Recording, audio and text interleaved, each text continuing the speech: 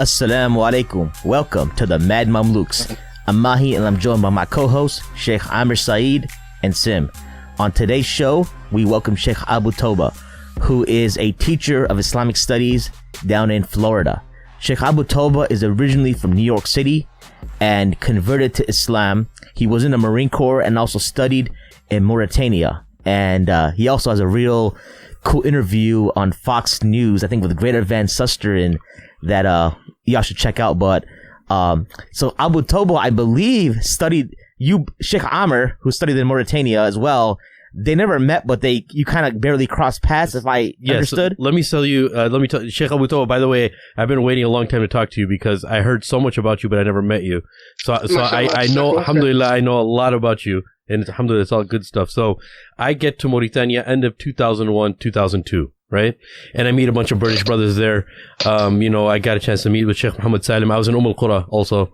And I got there because Shaykh Muhammad Hassan wal-udood, in the past years, he used to come to Chicago for conferences, and my friend was actually one of his translators. So he kind of told us how to get there and what to do. And so to fast forward, end of 2001, 2002, I save up money. I go to Mauritania, end up in Qura. And I meet with the sheikh, and I start getting situated, and everybody, mashallah, is talking about this individual by the name of Abu Taubah. Now, right off the bat, it's a beautiful kunya, and I want to know how you got that kunya because I don't know that. But everyone's talking about Abu Taubah, and mashallah, he used to do a lot of khidmah for the sheikh and all that good stuff. And every English-speaking person that I met in Qura knows Abu Taubah. And they're telling us stories, they're getting us well acquainted. Because, when the Western brothers, they get together, when they're eating dinner together and stuff like that, they all talk about past experiences. And every single experience, they be talking about Abu Taubah. So I said, one day I'm going to have to talk to this brother. I'm going to have to meet this individual. I heard when I was in Egypt, I don't know if it was true. Maybe it was just a rumor that you were in Egypt too. So I was trying to find out through the brothers if, they know somebody by the name of Abu Taubah. So basically that's how I know about you. And it was, alhamdulillah, it was awesome. It was kind of refreshing, inspiring, those stories, mashallah. So you had some fans and you probably didn't even know about it.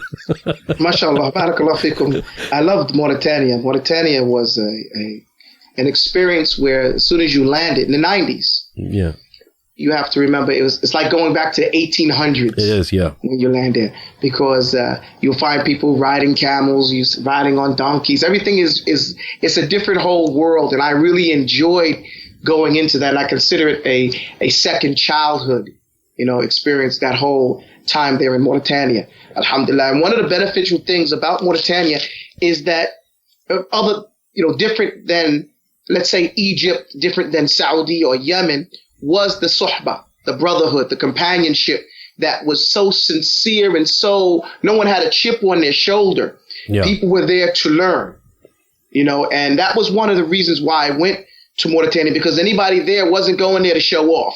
Of course. It's actually very difficult there to show off, the way it's set up. Yeah. Right. It's not designed to show off, Alhamdulillah Rabbil Alameen. After introductions, everybody starts memorizing. Yeah. Well, Abu Taubah, you had a interesting background. I think a lot of our listeners who've are already aware of you and what your story is. Can you tell us how you kind of got into the news and into the public eye? Alhamdulillah. Alhamdulillah Rabbil Alameen. Yeah, I have a very multifaceted, different background. Thank you, Shukran. Than most people, and that most people that come to Islam. And so I don't know how to start on that. So I became Muslim when I was about 12 years old. I was on the Deen show. I spoke about my childhood experience becoming Muslim. And so I've spoken about that. So as a young person in the early 80s being Muslim, the experience in the United States is a lot different. And I joined the Marine Corps in 85. And after that, I was a Marine Muslim during that same time frame.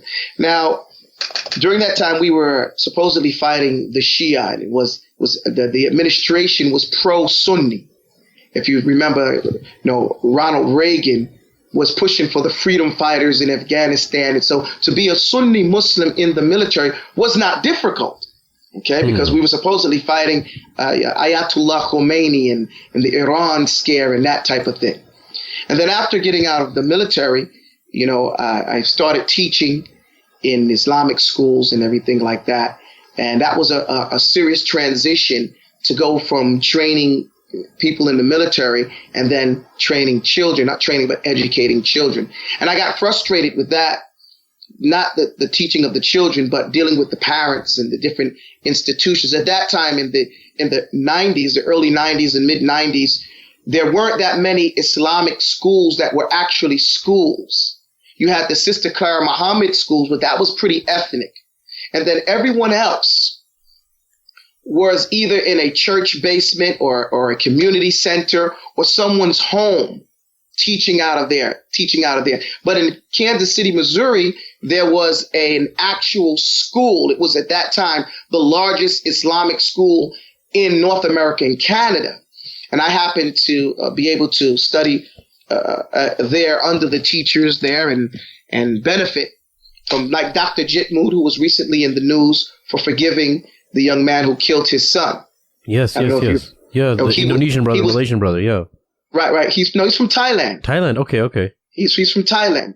And he was the principal of the school. I feel like Forrest Gump because I got to sit there with this sheikh, That's amazing. And Abdullah Idris was there, and Sheikh Shaban. And Sheikh Shaban is one of the founders of the Islamic University in Malaysia, the international. So he was there, so I was the runaround for those guys at that time. And I cut my teeth studying, being a new teacher under their wing.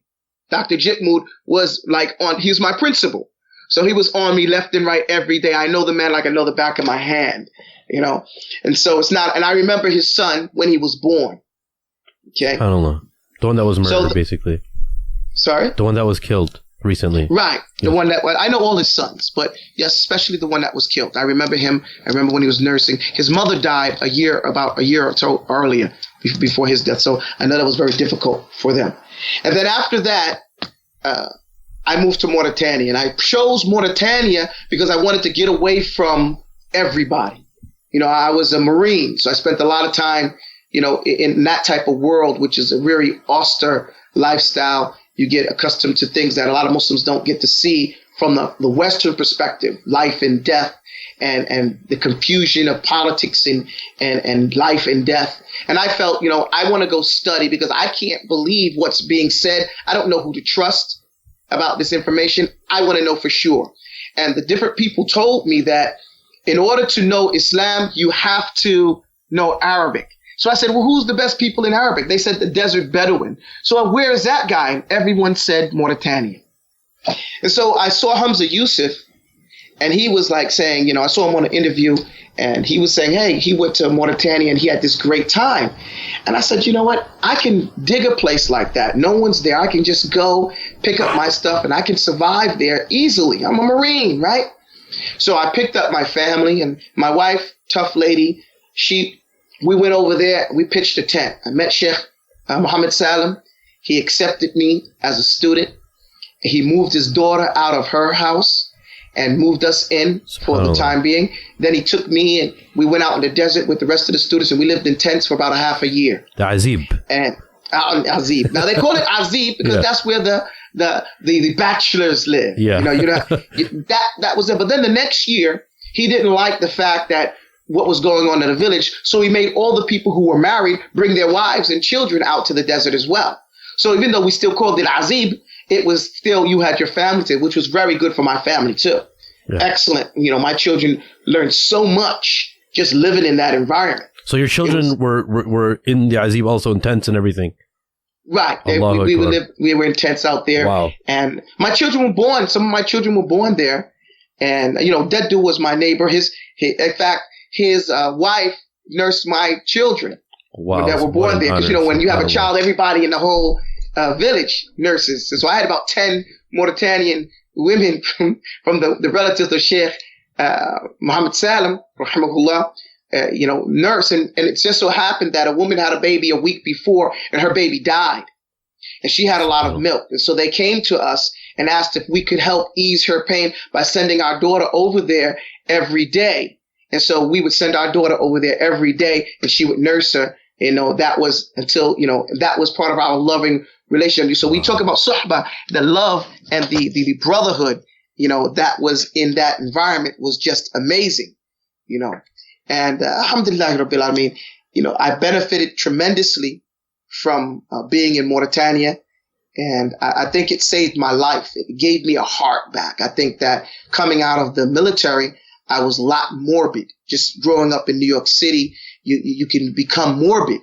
And then being in the military and seeing things, you become even more morbid. And then coming and dealing with people who really, dealing with schools and politics, you're like, man, does anybody really care about Islam? Or are we just pushing our own programs because we can afford to? So working with children broke my heart, may open my heart up because those children were just amazing. And I needed that coming out of the military. That was like rehab for me. And then going overseas and living in Mauritania before going anywhere else, it just it gave me a sense of being and a sense of humanity that I had never experienced anywhere and have never experienced anywhere else in my life. Just thinking about it, touches my heart. Of course. Mauritania was like that. And it changed, sadly, Mauritania changed. I've been back and forth to Mauritania over the years. And, Mauritania at the time, it was a very transitional period. You still had people who were born in 1910 alive. Yeah. You still had those old time shuyukh who were alive with a khalifa. Okay. And there's the difference in those shuyukh who were living and had a khalifa in their lives and can remember the breakdown of what we call the Ottoman Empire, how they teach and what they put as importance and how they viewed the world. And they died in the 90s and the early 2000s, the rest of them. And there are no shuyukh like them. Those people are gone. And all you have now is us imposters who we're trying to, we at least we can say, well, we met a sheikh. We met a sheikh. And they gave us the legacy. They passed down that legacy. That watawasaw bil haqqi watawasaw bis sabr. And I'm so thankful to Allah that I was able to meet those different shuyukh. Buddha was still alive in Mauritania. And Buddha was the type of sheikh, you could visit him with any book in the world. Any book in the world. You open it up and start reading. He says, no, that's a mistake. It should say this. And you go, correct it. SubhanAllah. When I got to Egypt, it was the hardest thing in the world for me to trust the shuyukh opening up books and teaching out of the book. I felt strange because I didn't experience that in Mauritania. So just to reiterate, in Mauritania, the scholars just read it, like they had it all from memory, right? For those of you, yes. Because I've read about that too. Like there isn't because like paper is a luxury at a certain level, right? And that's why you're almost forced to memorize. Would you say that's that's the need? That's is kind of how it happened. Where they use the wooden tablets? The lahu? The low. Yeah. Yeah. Paper is a luxury, but you can buy paper. But it's not just that; it's the life of the Bedouin as well. You're not going to carry all that stuff around, all that trash. You're not going to keep all that stuff. And one sheikh said it when they started giving ijazas, the sincerity left. Okay, people used to study because it was part and parcel of being an adult to be considered competent. There were certain things you needed to know. Yeah. I'll tell you an example. My older daughters, they for years thought every adult was a hafidh of the Qu'ran. Okay, because they broke their teeth in Mauritania. Okay, so everybody memorized Qur'an, and then when they started to find out that every adult Muslim wasn't hafidh, it broke their hearts. They were confused. They were like, what did they do with their childhood? I don't get it. They couldn't understand that. What did they do with their childhood? That's Mauritania. So they go and they sit down and they learn. The average person, they learn. The person they don't consider a scholar over there would be a top level talib al-ilm anywhere else in the world. Yeah. And in other places, there's a difference. I would say this, though. Not every scholar or not every person in Mauritania understands what they memorize. So the person in the best sitting position is the person who gets that and then goes elsewhere. Yeah. Okay. The programs in the university in Malaysia, the university in Sudan, in Saudi Arabia, and those in Yemen, and those places are more Western academic Oxford style. You need that. You need that type of understanding. I think the best person would be the Westerner because he has that fundamental organization, and now he can go and memorize, and he'd be really complete in his ability to be a mutant. Touch on both worlds. Regarding memorization, Sheikh, so people say that it's easy, it's obviously easy for kids to memorize and whatnot. In your experiences, have you seen that in Mauritania, for instance, that they don't have a ceiling on when they can stop memorizing? Right. The thing about the West, or some people say colonialization, this is what you'll find in Shiyu. They'll say, after colonialization, we started to limit ourselves. Okay? Prior to that, people didn't put a limit. But, when I was in school, I took a listening course. When everybody was taking speech courses at that time. You remember that? Anybody in college take the speech course? My professor told me, hey, you need to take a listening course. And I took a listening course, and I was amazed at how much I learned, how much we communicate with each other. We limit ourselves by saying, well, I can't do that. I'm too old. And whatever you say, your body is going to believe you. You're not going to say to yourself, I'm a liar. Okay? And if you do start saying that you're a liar, that's a sign of depression. Okay. So when we start saying, well, I can't do that. I can't do this. Just for example, most people around the world speak at least 2 languages. Okay. Even Europe, they speak, you talk to Sweden, you talk to Dutch, they speak so many. But you come to the West, United States, Canada, and the average white American or black American can only speak 1 language. Okay. Why is that? Why? Because they tell themselves that learning another language is impossible. Oh, you can't do that. And this has been a limiting fact for, why the Islam won't grow. You have Muslims in the United States have been Muslim 30, 40 years, and they still only know the last 10 surahs in the Quran. They can't even read that, competently. Why? Are they incompetent? Are they fools? No. They've been telling themselves you cannot. Another language is crazy. You can't understand it. It's not true. It's where you limit yourself. So the Mauritanians, they teach you the first thing you have to open is your heart. Your heart has its own intellect. And I had never heard that before, that your heart has its own intellect and your ego resides in your brain. You're thinking and if you start thinking about it, you say, yeah, my thinking, critical thing about this, that, and the other thing is here in my head. But where my heart and sincerity and the openness and the honesty, here in my heart. And in fact, it's the first organ, you start hearing the heartbeat and the whole body is born around it. When you're talking to yourself, you're talking to your heart and your head, they're having this conversation. And if your heart's not into it, right? He's heartless, you could say that there's some dissonance that's happening between the heart and the head. So they say, you got to open up your heart, man. You have to, and I had to accept that I had to start at 0. Whatever I knew, I have to start with the children. And I had to sit there on the ground with the children and start at 0. And yeah, I can go quicker because I'm an adult and I can understand things. But if I don't start at the beginning, I won't ever get to the end. And this is the thing that most adults refuse to do. I am smart enough to jump in and figure it out. And this little bit of arrogance is not allowed in Mauritania. They start you at the beginning. Everybody gets 100. There is no 75%. You get 100, then you move forward. And yeah, just to add on to that, and I'm going to follow that up with a question, inshallah, is one of the most humbling experiences is when you don't speak the language when you get there and you don't have a lot of the Quran memorized. It's a very humbling experience with all the kids around you. And I'm not exaggerating this at all. Every new person I met that was Mauritanian, especially the kids that were 10, 11, 12 years old, when they know there's a foreigner there, everyone wants to meet them and talk with them. And one of the first things they ask you, they expect that you've memorized the Quran, like you mentioned. And the humbling experience is like questions, such sincere questions, right? They're like, wait, you're so old though. You have a beard. How come you haven't memorized the Quran? And they start looking around at each other. Like, oh, he hasn't memorized the Quran? And I heard this so many times. But wait, you have a beard though. You know, and I was like, I thought Chicago was bad. You know, and they don't mean it in that way. It's out of innocence. It's not like condescending. No, in Chicago they're condescending though. Yeah, totally. But it's a it's a weird reality that they can't fathom, that this individual has some type of aura of deen on him, and how is it that he doesn't memorize the book of Allah?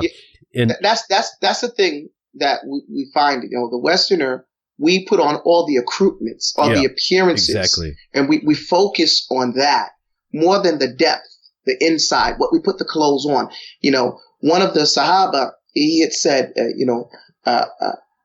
he said, Abu Amr, the Amin al-Mu'mineen, the Amin of the Ummah, he said that how many people iron their clothes and clean their clothes, and they make sure their clothes look good, but they put it on a dirty, stinking soul. You know, and that's what we can dress it up as the Westerner. Like you said, the children, they're not being facetious. They're not being rude. They're honestly confused. They're surprised, you know, and they don't understand what you did with your childhood. You know, that's what they really don't understand. Of course. And I wish that more of us had that at a time. See, because once you have that attitude, then you shoot for it. That's why I was saying opening up your heart and listening to yourself. When the expectations are there, you rise to the expectation. I was in Senegal. I used to go down to Senegal just to see greenery, you know, and because I had a wife and children, we needed to go down there and get a break from the desert sometime. And I noticed that the children had such beautiful penmanship at such young ages. And I go to the schools and talk to the people and see what's going on. And I asked them, how did you get your children to write so nice? Your fifth graders write better than our high school and college people. And they said, we don't accept it. We don't accept anything less. So when the expectation is there, and the child doesn't know that there's any other choice, they rise to those expectations. So, you know, I thought it was amazing what you mentioned about the heart and the opening it up. And a lot of, you know, science geeks, they can say, oh, you know, what's this guy talking about? This heart having its own brain. But if they actually, if they actually look at some scientific studies published, and there's actually several studies, and while you were talking, I quickly Googled it just to double check my memory of it. There are several studies about how the brain and the heart are neurologically connected through a cellular network, you know? So, what you're saying about opening up your heart not only makes sense, from a scientific level, but also on a, metaphorical level. Yeah, like you said, I believe there's a physiological connection, because when we talk about neuroscience, you know, there's so little that we actually know about neuroscience, so that we have to go to the apocryphalia, meaning those things that are not exactly established. Even the scientific rule, it's a crusader concept. You know, when we study everything that we get, we have to reevaluate as Muslims. Yeah. As Allah says in the Quran, إِذَا جَاءَكُمْ فَاسِقٌ بِنَبَإٍ فَتَبَيَّنُوا. So if some open sinner tells you something, ascertain the truth. And how many times have we looked at science that's been brought to us by the Crusaders and we found it to be faulty, lacking, and a straight out lie? They said my people were monkeys, right? And we're not even human for hundreds of years. And then they had science back it up, right? So then, you know, the politics, the science follows the politics in a lot of instances. And so they make these particular demands. But for us, the Quran defines. The Quran is proof, and they don't accept the Quran as proof, you know, because they always come in with a very cynical, you know, doubtful, and his claim to prophecy, and he was a very smart man, sallallahu alaihi wasallam, as opposed to Jesus being the prophet, alayhi salatu wasalam. Right. So when we find in the Quran, Allah is only talking to the heart. Okay? Throughout the Quran, He says there are 4 types of hearts. In Surah Al-Baqarah, the first thing he talked about the heart, the one heart that He sealed. Khatam Allahu ala qulubihim. He sealed their hearts. Fi qulubihim maradun. In their hearts is a sickness. And this being the sabab, the reason behind their kufr and their going astray. And the Prophet ﷺ said, there is a portion of meat, a flesh, that if it's sound, if it's healthy, then the whole body suffers. Does it mean the physical health of it? No, this is not just the physical health, the mental state of the heart. We say it in the Apocryphalia, the mythology. We say he's black-hearted. He's cold-hearted. Why if the heart has nothing to do with it?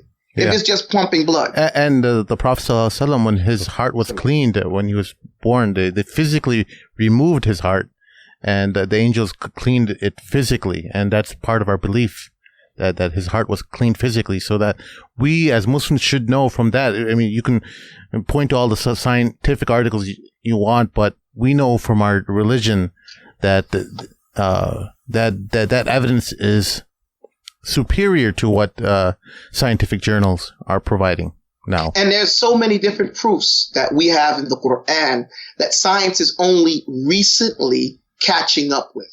Yes.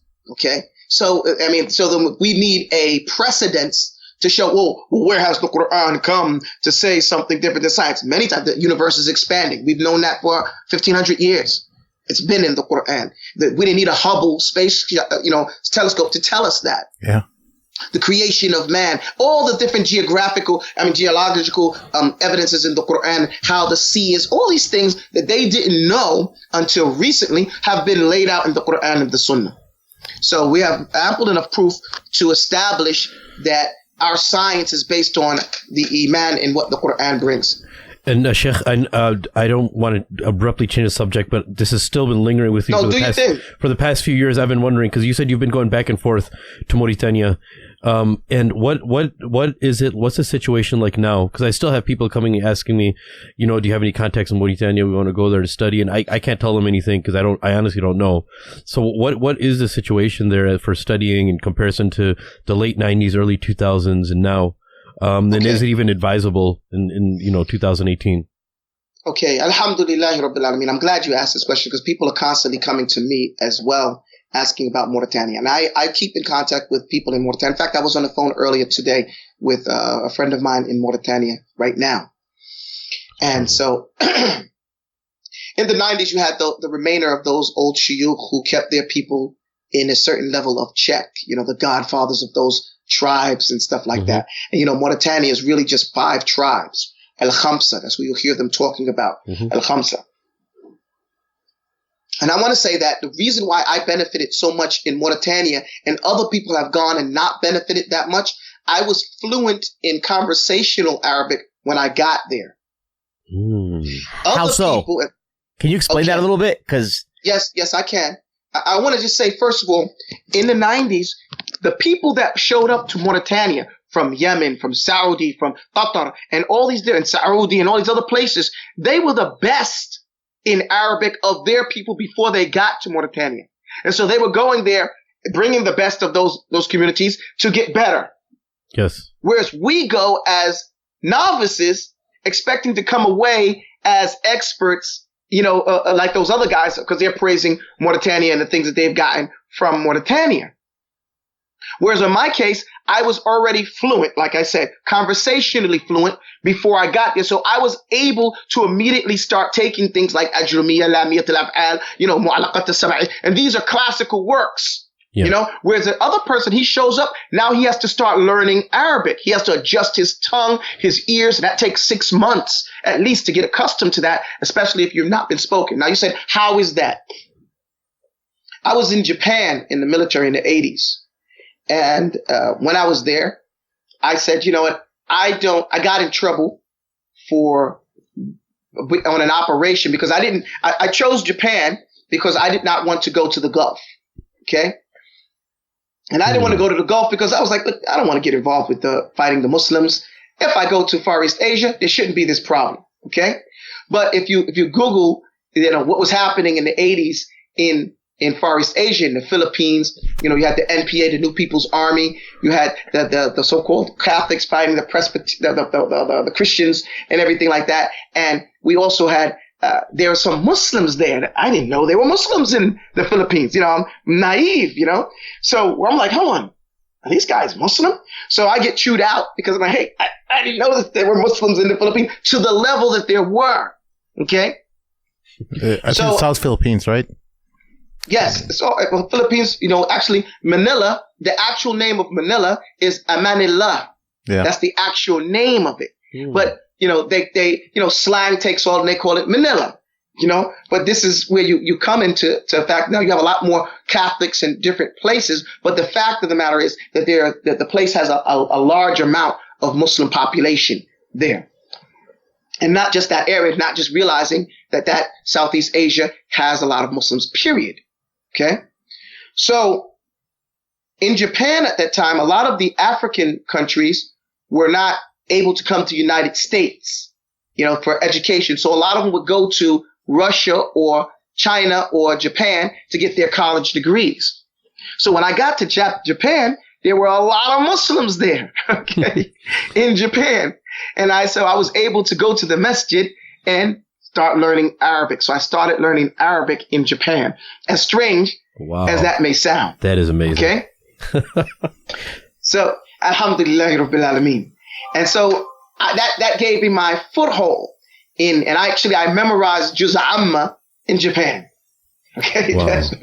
It's amazing. I don't mean to cut you off, but I mean, there's something to learn from this is that no matter what you try and do, if Allah wants khair for you, and it all has to do with Allah subhanahu wa ta'ala, a perfectionist for Allah. And if he wants something good for you, he'll bring it in the least expected place for you. And that's so amazing. SubhanAllah. Continue, please. Continue. Yes. So I was in a special unit and it was a volunteer unit. So I stopped volunteering. I said, I refuse now. I'm not going to go on any more operations. There were more reasons to that. Part of it was racism. You can't, the Marine Corps is racist. So I didn't want to go on ops where guys were like putting our team forward to get shot and then they come around. I was like, hey, I don't have to do that. This is volunteer corps. Because special operations is always volunteer, but they figure out if they train you like that, who's going to quit? Because they make you an adrenaline junkie. And I admit I was an adrenaline junkie. Probably still am, because of that. I joined the Marine Corps, I was 17. So all that stuff is like really embedded in your DNA by that time. Okay. So I'm jump qualified, parachutist, I'm scuba qualified, expert shot. And that stuff is very exciting for a young man. Remember, I'm just getting out of my teens. And they didn't think that I was going to be able to stop. And that was the whole thing. But I stopped volunteering and I started going to the masjid all the time. Okay. And that's when I was able to spend a lot of time learning Arabic in Japan. So by the time I came back to the United States, I was half fluent. But now the little bit that I did know, being in New York City, which has the largest Sudanese community in the world outside of Sudan, so many Egyptians and Philistine, they got a Philistine mob in New York. That's how many Philistine and Egyptian people there that I tell people, and the Yemenis that have the stores, there was no way you can't learn Arabic. And the thing about New York, everybody speaks a second language, in their different environments. So I got me a little book. I put it in my pocket. I went around and I learned Arabic. I started picking up and learning the Arabic. And so when I got overseas, I was already stumbling in my Arabic. I can understand what you're saying, and I can sound, rough or uncouth, but at least you can understand what I'm saying. And then in that environment, I was able to refine it. And that's what Mauritania is for, refining those skills. Now that those old men have passed away, may Allah have mercy on all of them, and they've had a coup. They've had 2 coups since then. The environment is not the same. Deddu, Barakallah fi, he was one of the best students, and not one, by hands down, he was the valedictorian of Shaykh Muhammad Saalim. He was always the number 1 student. Anyone who says different, I belie them, because I was there. Okay? When I didn't understand something, I asked Deddu. Okay? And I wasn't the only one. There was a line. Okay? Yes.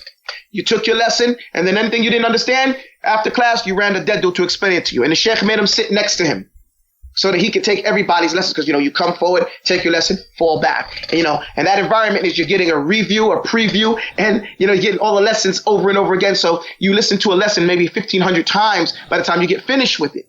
Okay? And then you get to sit with those other great students who are in the environment. Alhamdulillahi rabbil alameen. So now he opened up a school there in Mauritania for teaching, but mainly it's for the Mauritanians who need an opportunity to do that. Now, if you want to come there, the prerequisites are that you have 3 qira'at of the Quran. Yeah, I remember that. Jami' Takwin al-Ulama. I when I read the prerequisites, I was like, man, there's nobody that can actually qualify for this. And I think it's like... They can. Yeah. But they're not the average. What he's trying to is keep away junk. Yeah, he wants to have a selected elite few. That's what that is. Why? The same thing I try to tell people.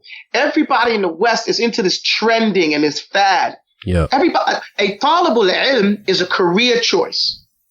We use it in 2 ways, but most people don't understand that we're using it in 2 ways. Allah's Messenger, alayhi salatu wasalam, he said, talibul ilm faridatun ala kulli muslim wa muslima. Seeking knowledge is an obligation on every male and female Muslim. That level of talibul ilm is not the same thing when we say talibul ilm shaykh. A talibul ilm shaykh is what Daddu is pushing forward. Yeah. This is a person who's going to be like a doctor. 4 years of pre-med, 4 years of medical school, 1 year of an intern, 1 more year as a resident when he's on probation. And now he goes to specialize. We're talking 10 years. What are we talking to talibul ilm? Memorize the Quran. It can take 18 months to 2 years, right? Becoming a PhD or at least a master's degree in the Arabic language. That takes another at least 3 years of doing that. Now we're talking about, let's say 4 years that's covered. Now you have to start learning the usul. You have to read the entire seerah and the entire history of Islam, predating Islam. So that's Jahiliyyah, but you'll cover that in the Arabic language. The Jahiliyyah and how that attached to where we are today. So reading the whole history of Islam to date. That's part of it. Okay, and all the lives of the different prophets that we have their stories of it. Learning fiqh, basic fiqh. Then after basic fiqh, going on to learn fiqh al-muqarina, the fiqh of all the different madhahib. So you're familiar with it. We're not saying you're sheikh in it, but you're familiar with it. Then you start learning the fiqh that everybody agrees upon. 70% of the whole madhab are all agreed upon. There's only 30% that there's disagreement about. Then after that, they call that ijma, what they agreed upon. Now you start learning usul al-hadith, usul al-fiqh, usul al-tafsir. You start learning those things, and now you're ready to specialize. That's the beginning. Now, most people are not going to do that, but we're amazed by the appearance of the scholar, so we want to do some of that. Whereas the average Joe, he has a 3-part step that if he would just do that, he would be better off to aid and assist his own self. First thing, learn conversational Arabic, 6 to 8 months of study. Meaning you can read, you can hear and basically understand what's being said to you. It doesn't take that. Take 2 courses at a college if you want to. We're not talking about anything difficult here. Number 2, learn basic fiqh on just know that there's 38 chapters. You know the definition of each one of those terms and basically a summary what that subject matter is. Yeah, just know what your fard al-ain is, right? Just know what your fard al-ain is at least, right? Sorry? No, sorry to cut you off, but I was saying just at least know what your fard al-ain is upon you, right? Well, no, not just your fard al-ain. Yeah. There are 38 chapters, major chapters. Those chapters are broken down into 4. I wrote a poem about it. Fiqh is divided into 4 major parts. Yes. So you have ibadah, you have business, you have family, and you have legal procedures. That's it. And each one of those 38 chapters falls under one of these topics. So under ibadah, there's 8. Tijara, there's about 9 issues there. Under a family, there's 13 issues. And then under legal procedures, there's 8 issues. Yeah. You should be able to know what those issues are and which subject it is so you can ask a good question. Why? Because Allah has divided the people into 2 types. Those that know and those that don't know. And He's ordered those people who don't know to ask the ones who do know. فَاسْأَلُوا أَهْلَ الذِّكْرِ إِن كُنتُمْ لَا تَعْلَمُونَ. Go ask the people who know, who are in the environment of knowledge. أَهْلَ الذِّكْرِ, those associated with knowledge, if it is you don't know. So that includes the professor, that includes the educator, that includes the student, and those who are assisting in that environment. Ahlul ilm.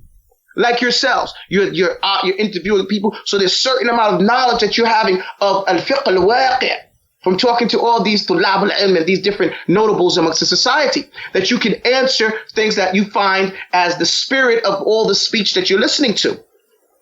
And so someone who has that, not that fiqh, that understand, that profound understanding, he should be quiet. And we've been not told to go research it ourselves, because a researcher is, again, a position of knowledge. You've learned how to research. We just Google and we run with the opinions. And then I think that everybody's opinion is equal. No.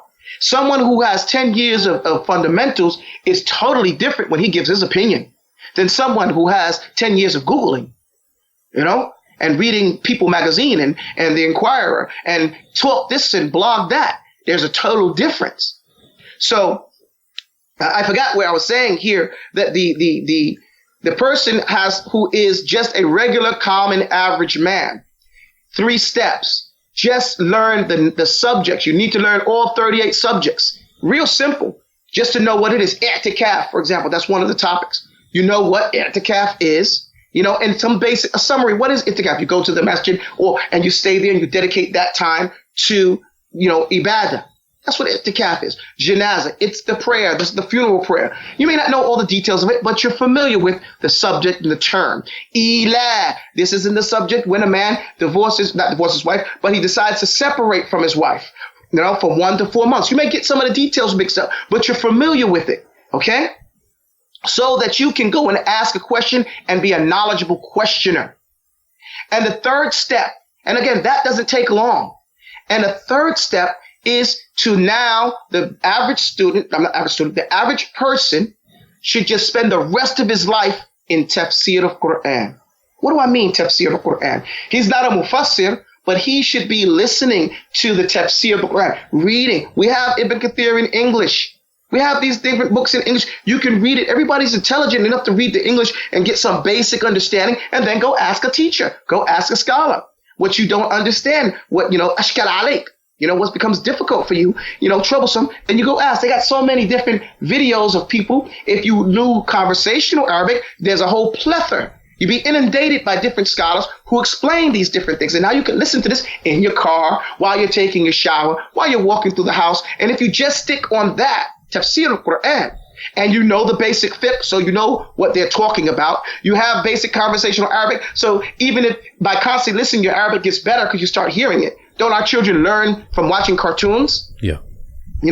My children watching this Korean soap opera because I told them no TV in English, right?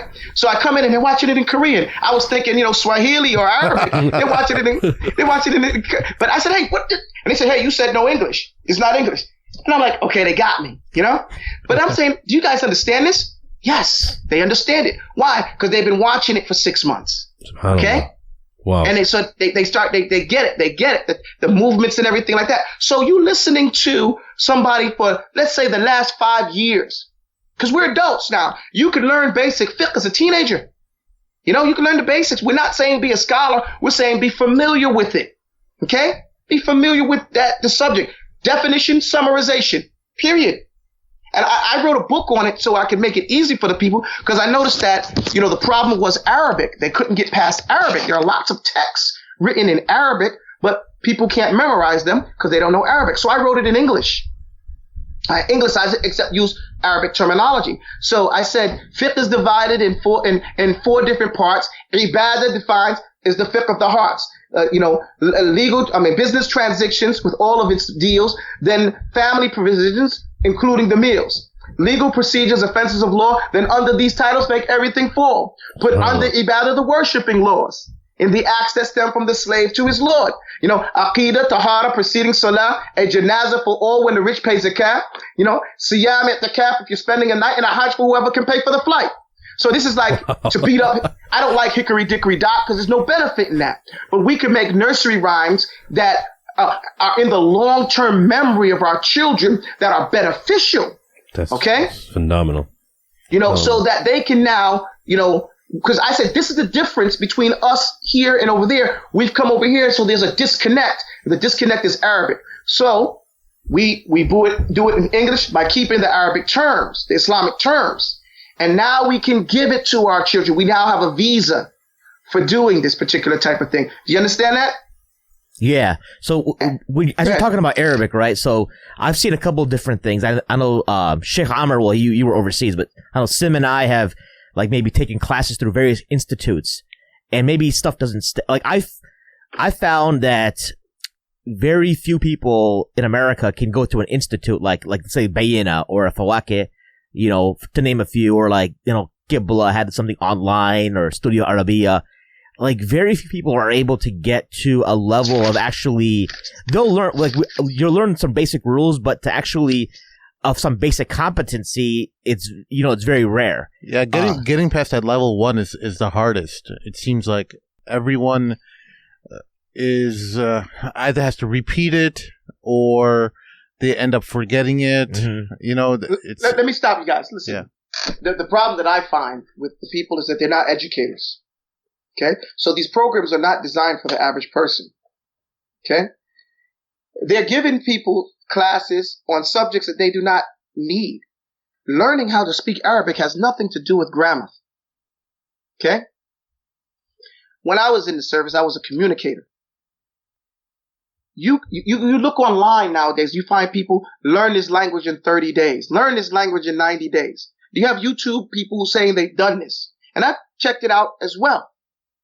How come they've done it and we have all these Muslims who have not done it? You know, more people. When I was in Egypt, I worked with those different institutions, Al-Fajr and those different ones like there, Andalus. We had more students that were non-Muslim coming over for the summer and learning Arabic over the summer than Muslims. Why is it that only the Muslims are having a problem learning Arabic? I'll tell you why. We want to become raisins before we become full-grown grapes, right? Also, we make it so heavy that it is not, like you said, feasible for a person to go. Arabic has nothing to do with grammar in learning how to speak, okay? What has to happen is practical utilization. You have to use it, okay? That's all. If you take, and people are not willing, they think they can buy their way into it. If I spend enough money, then I deserve to know this. No, you have to spend enough time learning how to teach. So many people learn, but they don't learn how to teach. A person learning a language has to spend at least 5 to 6 days a week learning that language. The average amount of time his lesson should be is 30 minutes. It should not be longer, so that he's always fresh. A 45-minute lesson is much too long, and he's not going to be able to continue to do that. Number 2, he has to have a way to utilize that language. That's why the only people that usually pass are those people who are also memorizing the Quran or reading the Quran on a daily basis. The Quran, if the fact that, number 1, let me go back a little bit. The Arabic language is the easiest language in the world to learn. This is a fact. What's the proof, Abu Taubah? The proof is Allah subhanahu wa ta'ala said, Iqra, the very first word in the Quran. Iqra, read. And he intended with this from the tafsir to read the Quran. And he also intended from this, from the tafsir, is read it in Arabic. And he also intended with this to say Quran and Arabiyyan ghayru iwajan. La'allakum ta'qilun. He gave you a Quran that is in the Arabic language so that you can gain an intellect, so you can learn how to think and understand things. So, and Allah is al-adl. He is the just. Allah would not put the Quran and make it obligatory for us to read it and understand it if it was something impossible for even one person in creation to do. Okay? So he said, the Quran, he said he made it, وَلَقَدْ يَسَّرْنَا الْقُرْآنِ لِلذِّكْرِ فَهَلْ مِن مُدَّكِرٍ. He said, and I have already made this Quran easy for you to remember, but who's going to take advantage of it? فَهَلْ مِن مُدَّكِرٍ. Does anyone take advantage of that? So, Arabic is easier than English, easier than French, Spanish, Russian, Chinese, the most easiest language. So then we must be some damn fools then, if we can't learn Arabic. Okay? And it's not that. It's going back to that thing we say again, that click. We've been told that this thing is difficult, so we make it difficult. Okay? As Ibn Uthaymeen rahimahullah said, they try to make it easy, but they made it difficult. You know, they try to make it simple, but they didn't. They made it. They made it aqdan. Okay, complicated. Now I'll tell you how you learn Arabic in a week. Stop talking English. Get you a dictionary, a book that has the. You know, you have books all over the place. So you got an app. Get an app. You don't have to carry anything around. An Arabic app, and every word you want to say, Google it. Or, you know, write it, and then use that word. Force yourself. If you do that within a week, you'll be talking Arabic. Go take some paper, just regular paper. You don't got to buy anything. fold it in half, then fold it again, rip it, and then write the name of everything in your house, everything in your studio in Arabic. Use English print. Mikbar, okay? Jidar for the wall, mikbar for the microphone, a kufi for your hat, Maktaba for your, sorry? Maktaba Maktaba for your office, these things like that. After a little bit, now you say, I'm going to go sit in my kursi. I'm going to pick up the mikbar. I'm going, you start using those terms because you know what? When you first started working in that production lab, the podcast, did you know the terms for everything in the maktaba? No. Or in the studio? You had to learn the term for those things. And so you started calling them that. That was just basic words. Put the name on it and change the word for it. And now you can start doing that. This is the way you learn Arabic, not by learning grammar. The grammar will come by you watching TV. There's so many movies now of the lives of the Prophet, lives of the Sahaba, lives of the four Imams of the Madahib, lives of the people of the Sunan. If in Arabic, some of them are subtitled. You guys see that thing, the Omar film they did a couple of years ago? Yeah, the Omar series, fantastic. Sorry? The Omar series that NBC did. Right. And movies like that enhance your Islam, okay? And, you also learning Arabic if you take time to learn Arabic with it. Now, people get all high and mighty. Oh, it has music in it. Oh, it may not be true. Come on. Every time you turn on your computer, you listen to music, right? Yeah. Every time you get in the elevator, you turn on your phone. You can't get around these things. You bear with it for those functional things that you need. Well, bear with it here. It's for the thing that you need here. It'll enhance your deen. And that's what I think the problem is. People want to learn. They say they want to learn, but they don't want to work. They don't want to work to do it. Yeah, I think one of the main things that we have to understand is the decline of the Muslims and the Islamic civilization in general was, at least by the Europeans and how they want to approach it, because they saw that the Muslims won't really leave their religion. But how can we remove them from their religion is by probably removing their association with the Arabic language. The universally spoken, yeah. Yeah, so how did they do that? They use things like nationalism and things like, okay, well, why don't you be proud of your local dialect or your local language and use that more instead of using Arabic. And they stopped the growth of Arabic through the Muslim lands. And that's right. That's right, because it used to be the Arabic was the language of the Muslims. It's the international Muslim language. Yep. And it has to be the language that we go back to. I'd say there's another thing, a major function, what the Crusaders have done in keeping the Muslim Ummah down. It has been through the attack on our women. Whenever the Muslim Ummah has been high, we've had women scholars. Whenever the Muslim Ummah has been low, we've had less Muslim women scholars. Did you know that in the science of hadith, there is not one Muslim woman who is weak? Okay? If a Muslim woman, muhadditha, is there, then the hadith is authentic. Wow. All the weak and liars and kadhab and matruk, all those terms go for the men. That's the level of scholardom that our Muslim women had. Ibn Kathir, Ibn Hajar al-Asqalani, all these great shuyukh had a lot of women as their scholars. Yeah.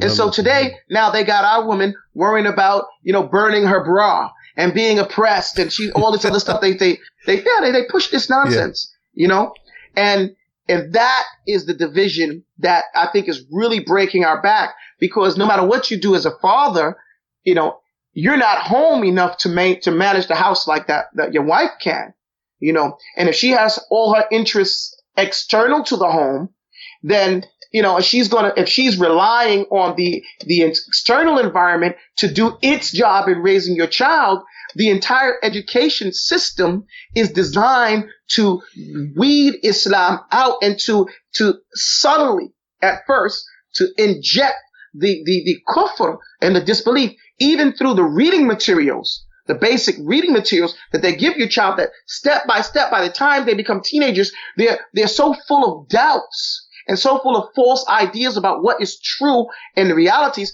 that they're only putting up with you. Their Islam is only like something tied to them being home with their parents. And so one person said, one scholar, he said that they don't want to make you a kafir. They don't even want to make your child a kafir. They want to make your grandchildren kuffar. Because right now we have an attachment back to Islam and our homeland and things like that. We remember, when our parents talk to us in different languages, we can talk back or understand and stuff like that. The children, they don't have that.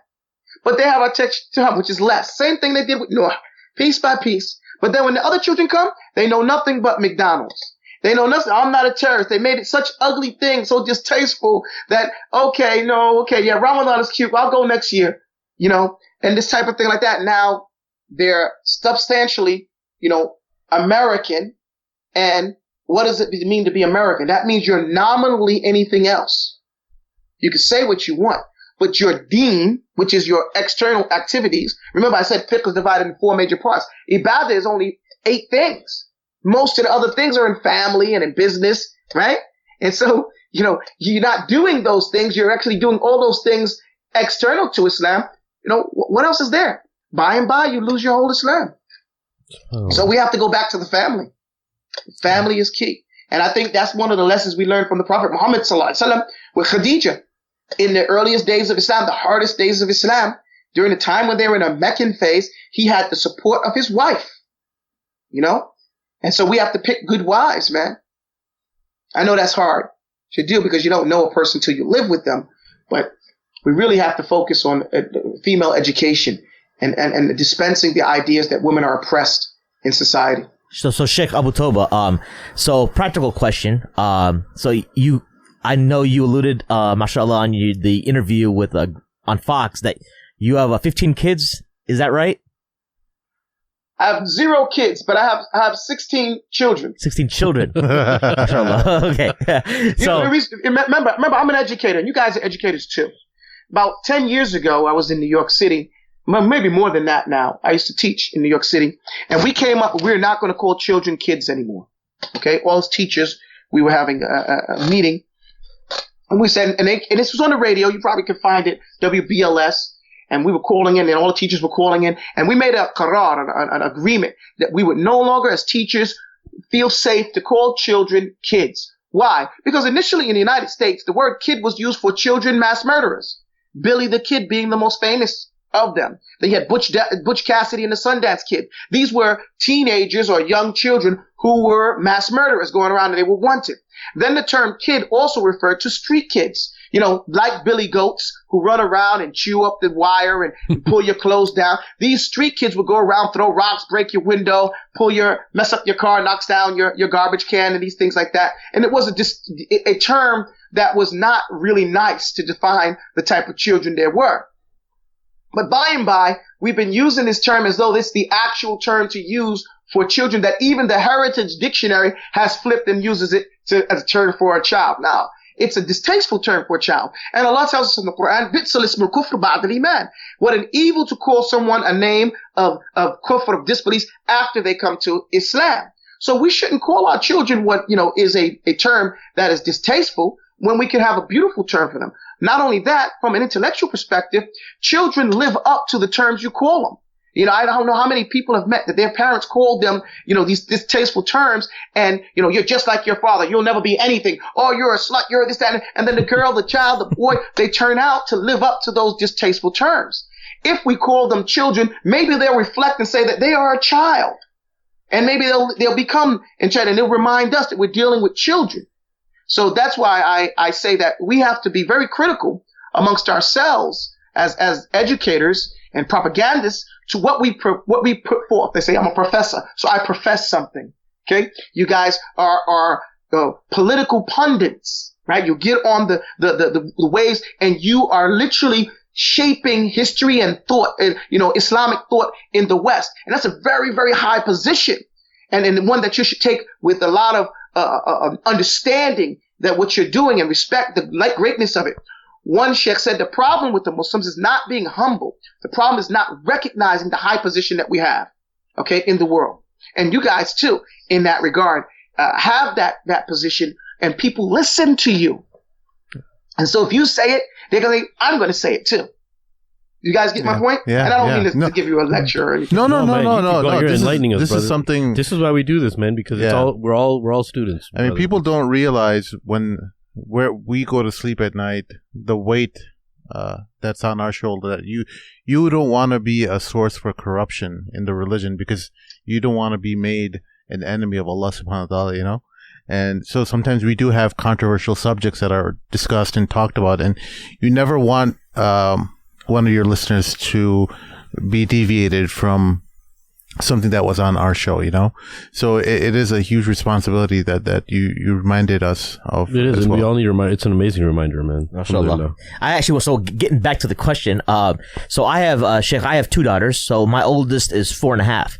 So she's actually in like an Arabic immersion, like pre-K program. Like she's in year 2 of it. So he's giving you a thumbs up. You can't see the screen. Oh, really? Okay. 2 thumbs up. Yeah. So she's like fluent in conversational Arabic. So, and then part of the program is they do Juz Amma in the 2 years. So I think, she is, I think they're doing Surah Al-Abasa right now. So, and then my wife and I were talking like, okay, well, you know, and we don't speak Arabic at home, but the teacher says that her Arabic is just as good as any of the Arab. She's the only non-Arab kid in the school. And they're like, teachers are like, well, she's just as good as anybody else. She usually raises her hands first and whatnot. She even knows like complex shapes like trapezoids in Arabic. Oh, wow. You know what I mean? I don't know. So, and then like one of the things I'm going to do going forward, I tried a little bit is, you know, for example, like when I ask her if she has to use the restroom, I usually just say, bidik fi hamam, instead of like, get to use the restroom. Because when she was potty training, she used to like just say hamam. And then that kind of got us in the habit of saying that, you know what I mean? So, like I get what you're saying as far as that, but how do we approach the education of our daughters? Like, because next year she's no longer going to be in the immersion program. She's going to be in a Muslim school, and the immersion program is only on weekends. But like my wife and I had talked, like we'd love for her to like pursue the path of knowledge, you know, if she wants to do hifth. But do the kids at that age even realize what they're doing? Like, you know what I mean? Like, or like, long story short, how do you approach it? You've got like some daughters who are older, and what advice can you give us? Alhamdulillah Rabbil Alameen. Preserving our daughters is preserving our children in general is a great responsibility. A lot of times parents don't realize the great responsibility. We owe our children 3 major things: to pick a good spouse, to name them a good name, and the next is the tarbiyah, the Islamic education environment that we have to provide for them. I applaud you, and I think that what you're doing is great for putting your child in an immersion school. Like I said, the first thing you have to do is start using it. So you bear witness to that right there. Just use it. They don't teach you anything. They just start talking to you. You didn't learn English by somebody saying, this word means hemp. What were they talking to you? They just started doing it, and you picked it up. Also, they call these languages crib languages. Any language learned before 6 years old is called crib language. And you become natural with it, native. So that's her native language. Okay, the Arabic language. And first thing you should do is make sure she stays in it as long as she can. If that means just going to the weekend school, well, then that's what her weekend is. The next thing is you should show support of her by getting a Rosetta Stone. Okay, you should invest in Rosetta Stone program, and you and your wife should start learning Arabic and watching cartoons at home. And I say cartoons as an adult because adults learn easier by studying the things that children would learn because they're designed to teach you, you know, and, you know, study that, learn that, and try your best to talk to her whenever you can. Like for instance, sometimes I talk to my children in English, but when I'm upset with them or I don't like what they do, I always talk in Arabic, and that sets a tone for them. They hear me talking Arabic, they're like, it's on. Now, with my daughters, my oldest daughters, they're all hafidh Qu'ran. But that's because of the environment mostly, again, from being overseas, coming over here. The ones that were born in Egypt and came over here, they're still working on it because, again, the environment is not as conducive for it. Over here, you said 2 years to do a Juz Amma. Overseas, they'll give you a month or a half or maybe like that to do Juz Amma and then start hitting you upside your head if you're not finished. But that environment, you can best count on it. Here, getting it done in 2 years is great, you know? So that's what I suggest for you to do. Keep her in the school. And then the other thing you need to recognize is that You're not going to be going to an Islamic school from now on. You're going to be going to a school that's run by Muslims. Okay?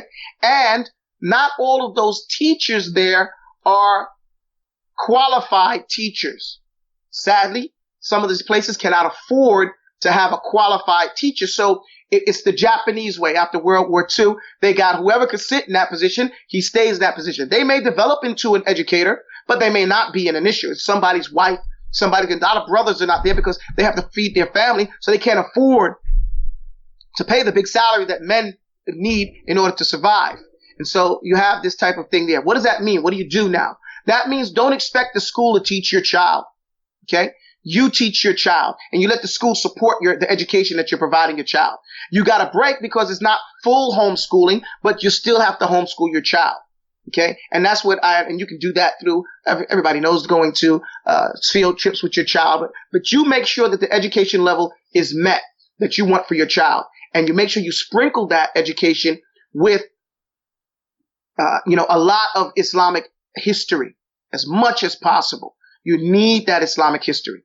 Inshallah ta'ala. And Sheikh, what is your what do you suggest, even as far as homeschooling? Incorporating an Islamic curriculum in homeschooling. Some homeschooling programs allow you any subject you want, whether it's religious or language. And is there something that you've developed, or a system that you know of a natural, holistic system to make it as a smooth transition for children and young adults? Okay, when you talk about, alhamdulillah, when you talk about homeschool programs, yes, I've developed this program. Actually, I have a homeschool program that I do with children 3 days a week. There are a lot of children that are homeschooling. So on my website on Timbuktu, we have it from 9:30 Eastern to 10:30 Eastern on Tuesdays, Wednesdays, and Thursdays. We get students from all around the world. A lot of students from Africa and Egypt and Saudi Arabia, who parents have gone with expats. Yeah. And they want to do their children education in English. A lot of children in the United States, they can set their self aside and say, okay, we're getting our Islamic studies from this particular program. Okay. And we do it that way. But in the absence of that, when they have a language choice, make the language Arabic. Okay. Yes. And do the language. When they have a history choices and history assignments, make all of your choices inclining towards the Islamic history. Okay. Going that way so that the child has to get a foothold in true history. There are so many websites nowadays that give you the true history of the holidays and the true history of Christopher Columbus and all these things. Just be blatant with it and let them watch the videos and learn so they can understand for themselves and put the world in a different perspective than one of saying, oh, everybody loves Christopher Columbus, for example. And they say he discovered America. We know this is a blatant lie. And the man was a despot and a very evil individual. We don't have to say it, because if you say it, you're a Muslim. You're only saying that because you're a Muslim. But when you go to the website and not website, but you go to YouTube and you Google these things and you do some research, you find age-appropriate videos that show the same thing from people who are not Muslim, that helps the child grow. Okay? That helps them grow. And that's what I say. The parent has to invest his and her time on finding suitable educational tools for their children. And they should, because, you spent all this time having this child. But don't think that you can just pay it. So many times I see children have so many clothes, so many this, but their head is empty with regards to what is appropriate Islamically. But their head is full. They know Dora the Explorer, but they can't tell you any of the wives of the Prophet Muhammad sallallahu alaihi wasallam. Okay? Yeah. They don't know anything about, they want to be a princess, but they don't know that they are princesses, or that what were the princesses and the mothers. What was Asiya like? Tell me about her life. And we fill our children. I say, if they have the ability to tell you everything about the Transformers and Optimus Prime and Spider-Man and the Incredible Hulk, they can tell you about everybody, every one of the Ibn al-Jarrah. They can tell you about Zubair. They can tell you about all the Sahaba. How come they're not doing it? It's not interesting. So we have to make it interesting. You guys have the ability to put the word out to people. Hey, make something interesting that doesn't look B-rate. And you could advertise and tell people will listen and they'll follow. You know, and say, hey, well, I heard that on the Mamluks. Let me go check that out. And it'd be good. And then we can network and promote these things. We are the most technological, meaning the Muslims, are the most technological wise people on the planet. Okay? We have the woman that's running NASA a couple of years ago from Egypt. You know, the people that do, we have all the technology. Yeah. And that's due mainly because of the DESIs. You know, every child has to be an engineer. Right? So I'm teasing. Yeah. I was giving a talk just recently, just among some brothers at the masjid, and they have to look at what they're already talented at, you know, what their talents are, and they have to channel those talents in a positive direction. And I think, of course, can people learn a entirely new technology or a new type of art and contribute? Yes, but majority of people won't do that. They're going to just use their existing skill sets for the benefit. Now, even if you're in corporate jobs, you know, use those corporate models that you use to measure success, like KPI models. That's what they use at our work. Use that at the masjid and incorporate, you know, organizational skills, things that you're already good at. And if you can just incorporate that into your own society or your own community, that'll be just you'll change the world just by that's professional level, you know, capabilities, man. That has to be utilized. You know, there's a statement Ali ibn Abi Talib said, radiyallahu anhu. He said, "Qimatu rajul ma ahsana." Said the choice, the priciness, the value, not the measure, the value. Thank you. The value of a person is what he is excellent at, what he excels in, like you said. Okay, and everybody's value is different. Okay. Let's say I'm good at cutting meat. I love cutting meat. I don't like cooking, but I should go into being a butcher, like you said, because I'm interested. That's my predilection. And now I can do that all day and not get tired. There's two types of stress, A-stress and distress, right? And A-stress is like playing chess. You know, you're like, or whatever you like doing, working your hobby, driving whatever it is that you feel comfortable. It might be distressful for someone else. Okay. But that's your thing. Organizing yourselves to make like you guys went through a lot of organizational things just to make this interview. Yeah. And to make sure that we were here on time and that we knew and we made you reminded, you did everything you had to do. You rearranged it. Now, that may not be my cup of tea. Okay. But I'm a teacher. Imam Malik said the ways to Allah are many. When someone wrote him a letter, said, Imam Malik, I see you here every day talking and you talk too much.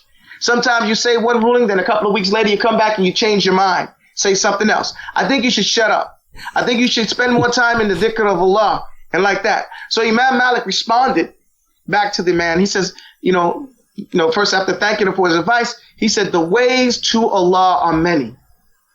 Some people get there by dhikrullah. Some people get there through fasting. Some people get there from giving da'wah and teaching. And I'm pleased with the way that Allah has made easy for me. Okay? And it's like you said, do whatever you do well. Okay? That's a double statement. Do whatever you do well and do whatever you do well. You get the point? Yeah. And Sheikh, one thing I realized, mashallah, you come a really long way. You have a lot of experience on so many, facets and phases in life. And it's come to a point now where from what I understand, mashallah, you have an educational institution. It seems like you've embodied being an educator, mashallah, on a very visceral level to a very intellectual level, mashallah. Can you tell me a little bit? This is my personal, curiosity about your institution or your institute and your mode of teaching. I know you have a project, or I don't know how far you are in it, and how many students you have. Can you just give us like a little bit of a lowdown on it, inshallah? Alhamdulillah, Rabbil Alameen. Jazakallah khair. I noticed that from the students of Shaykh Muhammad Saalim, the same thing that Daddu is doing is the same thing that I'm doing. We learn from the same teacher. We come from the same school. But, you do it to those people in an environment that you come from. So what I'm doing, the project is called TimbuktuEDU.com. That's our school, Timbuktu. And it's born out of, we used to be known as the FIX, Fundamental Islamic Knowledge Seminary. But we changed the name to Timbuktu when a whole bunch of crusaders kept hitting our website, blowing it up and trying to burn it down, So what is Timbuktu? Timbuktu is an educational website that tries to provide for the Westerner through the visa that Westerners are familiar with, the internet, a means to learn the classical way of education, the fundamentals. Now, we've evolved from just teaching people who want to be career talibul ilm to teaching common people, everybody, just the regular person. Like we said, children, we have a children's program. We have a women's program. Before we said the return of the woman scholar, where every Thursday night we have women from all over the world. They're coming here and we have a class that's geared to them to answer their questions, talk about their issues. And it's not like you guys are doing the, talking about politics and things like that. We're really focusing on fiqh, teaching them what they need to know how to do to make them competent. Because I believe most Muslims are incompetent as adults because there's certain things we're supposed to know. Your son, by the time he's 14 years old, he should know how, just like he knows how to offer his salah, he should be able to wash and pray your janazah. But most of the young people, they don't know that. But they can get on the computer, on the hand game, and do the most complicated, applications, right? Because we put the focus in the wrong area. So the Timbuktu, what we do now, we have, like I said, the women's class. I've written a couple of books. One of them, and the books that I've written are mutations of things I learned from Shaykh Muhammad Saalim, wal-udood, ash-Shanqitee, and that we want to put in English. Like I said, that book that I told you, first grade fiqh, okay? It deals with the children's fiqh, like what a beginner should know. Then we have another one called outlining fiqh. This is what every adult should know, the basics of that particular, of all the basic sciences. And, like I said, the basic fundamentals that we teach, we mostly have a Qu'ran program where we teach the Qu'ran. Alhamdulillah, Allah bless me, I have ijazah in the 10 qira'at of the Qu'ran. And so I have a bunch of students that we're teaching the qira'at to. Previously, people would not teach you the qira'ah, a different qira'ah, until you finished hafs. But this is something that's not a requirement. This is something, again, post-colonialism, that we've made this condition. You memorize in hafs first, and then I'll teach you, Susi, wal-Duri, Ibn Amr, Abu Amr. You know what I'm saying? No. This is making the qira'at such an elite thing that only a few bunch of pigeonholed people can learn it. And that's what it had become for a while, yeah. Right. So now I've been speaking to a lot of different hafidh. When I say hafidh, I mean Qura, scholars of the people who teach, like you have fuqaha, you have Qura. And we've been saying, let's stop this. This is not a requirement. Allah tells us to, اقرأ ما يتيسر لكم من القرآن. Recite what is easy for you to recite. And learning the qira'at is so that if you, let's say this person likes to say that's from his tongue. He said that, like New Yorkers say salams all the time. They say it like like that. Well, there's Musa, you know what I'm saying? Well, you can say that. Some people can't say sirat al-ladhina. They say zirat. Well, that's okay. That's Hamza. He says zirat al-ladhina an'amta alayhum. Like that. And so instead of making you go through all of that, hey, I'll teach it to you now. That'll be your first qira'ah. So we have a growing number of students who are loving it because now they don't have to do much changes, and we can find the qira'ah that fits you, fits your qira'ah. And so we have at this time, we have over 80 something students. It's not a lot, but that's with the different Qur'an and the fiqh program. With the women's program, I don't know. It fluctuates, because, each time we come, sometimes depending on the subject, there's a whole bunch of women come in, and then depending on what they're doing, that's why we try to make it easy for the ladies to be consistent in coming to the program. We also have the Ultimate Arabic program. It's a 13-step program that I teach to people from 0 to PhD. The last step being the manuscripts. I teach Alfiyat ibn Malik on a 12th step. I teach Balagha on an 11th step. I teach the poetry, Sha'r al-Jahiliyyah in the 10th step. And I take them through their numbers, each step going over. Conversational Arabic, that ends at 4 or 5. 1, 2, 3, 4, 5. This is all online, but some of your online classes, do you have them live too? Like, do you teach people live? All of my classes are live. They're online, but they're live. Okay. Okay? Now, the ones I put online, like on the YouTube, the Timbuktu YouTube, that's because I believe there's a public, not interest, but need. As a talibul ilm, as a teacher, there are certain rights the public have over us. Okay? They have the right to hear tafsir. You don't charge them for that. Okay? They have to pay for certain subjects you have to pay for, like language. You have to pay for it. Just like when you go to Hajj, you have to pay for the trip. Okay? Learning language is a paid skill, but there are certain things that we can teach you, that we are obliged to teach you to make it easy for you to understand the Quran. So we do that. And they have a right to learn basic fiqh. So all my fiqh courses, when the students come, we give them to them for free as an added bonus. So I put them online as well. The benefit is that the students in the classroom get to ask questions and go through the number. They can get stuff. Whereas on the video, I just go through the text and explain. There's no talking back in that regard. So I just want to understand, you have whatever is online is happening in a classroom. So you have students that are there present live. Physically? Yes, I have. And during the live classes, I'm on Adobe Connect. It's the same thing we've been using for, the military uses the same thing. It's the same. It's very good, very professional for a classroom. I have a blackboard and everything like that, whiteboard. And I have students. The students come in and I'm there live. They see me. And I explain everything and I write and we have the text. We can add it into it. We do all those things like that. They have homeworks to do. I check. We do that type of thing. That's in the classroom. So it's live, but you don't have to leave. And this is to face the first question you said, should someone go travel right now? No. At this time, there's not every race that you should travel. It's dangerous. It's not even healthy to travel to some places nowadays because of all the stuff they say about us and all the tricks and everything like that. It's best that you get your basic education where you're at. Yes. And then after that, if you want to go someplace, then, you can pick what place you can go. But you can basically get your education in your environment you are now. The commitment that you need to give now is on a daily basis. Does that make sense? Of course. Where you don't have to go anywhere. That's but you beautiful. can still connect with a teacher, connect with an actual talib al-ilm, who can answer any question you have for the most part. Now, I remember you was in Mauritania. You know how you felt. When I was there with Shaykh Muhammad Saalim, rahimahullah, I felt so secure because there was not a question in the world that I had that he couldn't answer. You ever have that feeling? Mm-hmm. Yeah. Yes, and that was something that I've never felt that secure. But for the students, for the most part, all their questions, you got a question about the language, can answer it. Okay? You got a question about usul al-hadith, we can answer it. Now, we're not going to just jump around. You want to study that subject, start at the table of contents, and we walk you through the numbers. That's beautiful. It's like a molecular level. That's beautiful.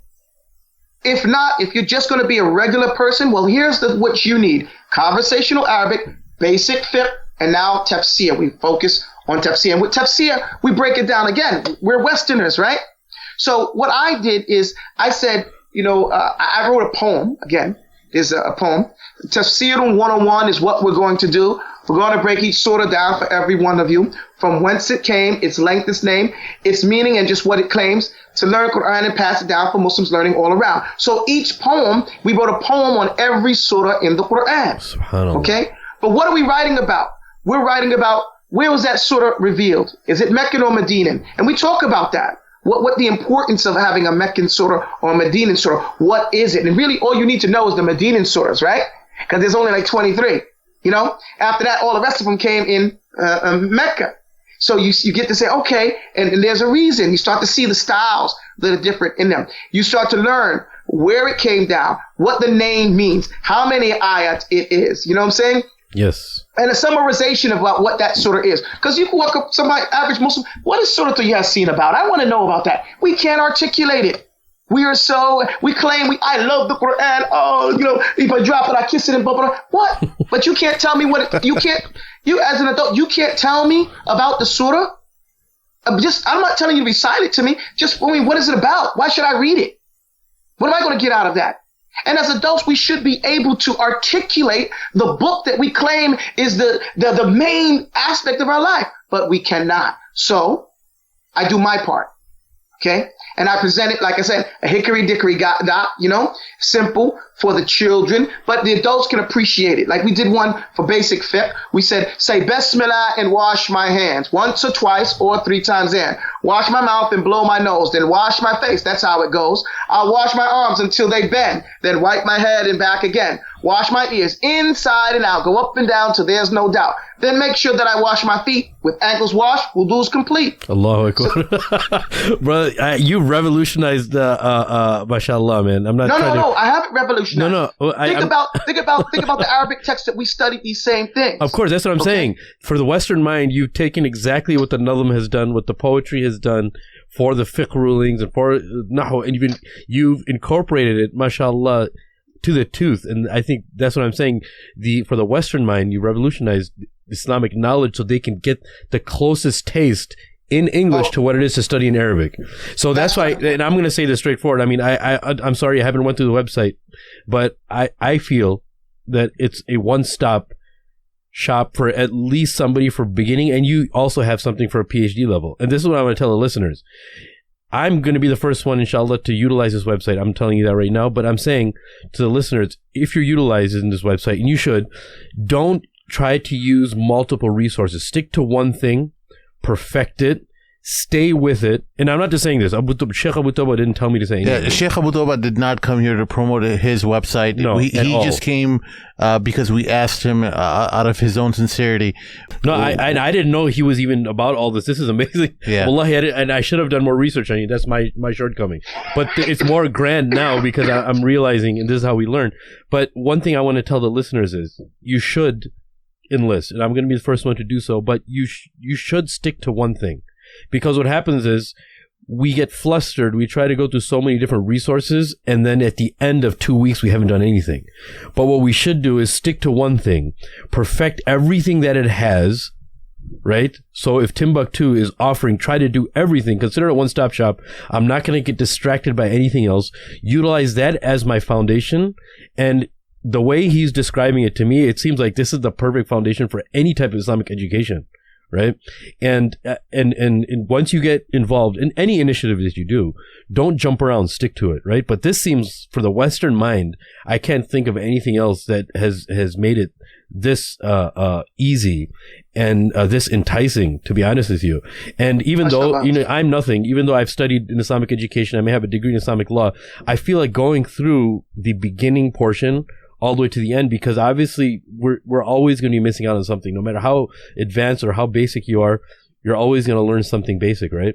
So the way you described just the levels, I mean, this is like an incentive for me. I was like, man, this can be a review for me. I'm obviously going to be learning something in the process.